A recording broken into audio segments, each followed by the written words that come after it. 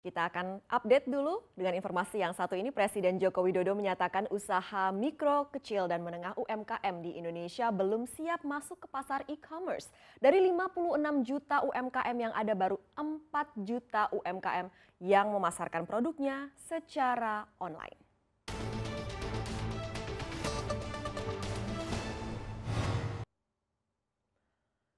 Jokowi mengatakan masih banyak UMKM yang kesulitan dalam membangun brand, membuat desain, hingga mendapatkan modal. Padahal menurut Jokowi potensi perdagangan e-commerce di tanah air dapat menembus 53 miliar dolar Amerika Serikat pada tahun 2025.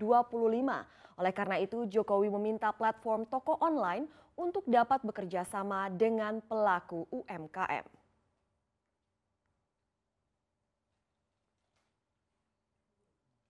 Kita bayangkan ada 56 juta, yang terangkut baru 4 juta, sisanya 52 juta, bukan sesuatu yang mudah. Tapi tadi saya sampaikan kan, offline ini harus sambung dengan online-nya. Kalau offline-nya ini belum dibenahi, offline-nya belum diperbaiki. Tadi masalah packaging, masalah memproduksinya dalam jumlah yang lebih banyak, masalah membangun brand namanya, labelnya, bukan sesuatu yang mudah. Tapi inilah yang sedang terus kita proses untuk kita kerjakan, sehingga saya kira kerjasama antara marketplace lokal ini sangat penting sekali.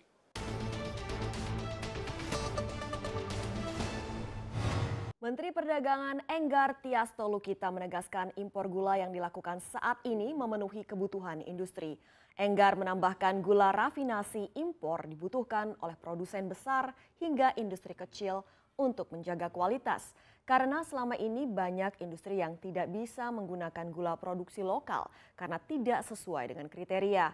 Pada 2018 total kebutuhan gula industri mencapai 3,6 juta ton. Sementara itu di tahun ini kebutuhan gula yang dibutuhkan atau pengajuan Kementerian Perindustrian mencapai 2,8 juta ton. Saya tadi sampaikan, kita impor berdasarkan kebutuhan. Kebutuhan itu yaitu yang pertama dari sisi jumlah tidak siapnya pasokan itu. Itu yang pertama. Sesudah yang pertama, maka kualitasnya tidak sesuai dengan kebutuhan. Saya tadi jelasin contoh garam, contoh gula. Coca-Cola tidak mungkin dia mau menerima hasil gula yang diproduksi gula tebu dari dalam negeri yang ikumsanya tinggi. Ikumsa pabrik gula di Indonesia adalah tertinggi di dunia. Yang warna coklat itu.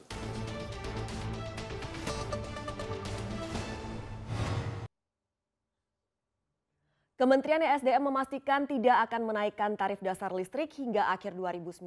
Dirjen Ketenagakerjaan Andi Nursaman Someng mengatakan keputusan tersebut tidak berkaitan dengan unsur politik jelang pemilu di 2019. Namun untuk menjaga daya beli serta menarik investasi.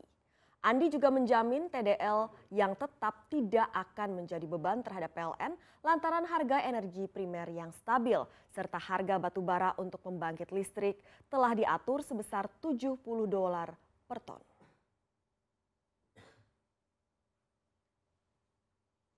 Kita, kenapa listrik itu kita jaga affordable itu artinya terjangkau, artinya untuk menjaga daya beli masyarakat, itu pertama. Yang kedua, supaya ada penarik untuk investor datang ke Indonesia menanamkan investasinya, bangun pabriknya dalam negeri karena listriknya murah, listriknya affordable. Kalau enggak kalah dengan Vietnam. Nah kalau begitu mereka bangun di dalam negeri, produksi kita kan semakin kompetitif dengan negara-negara lain. Kita ekspor bisa menghasilkan, menambah cadangan kita. Berpikirnya kayak gitu loh, ya. Jadi nggak ada kaitannya.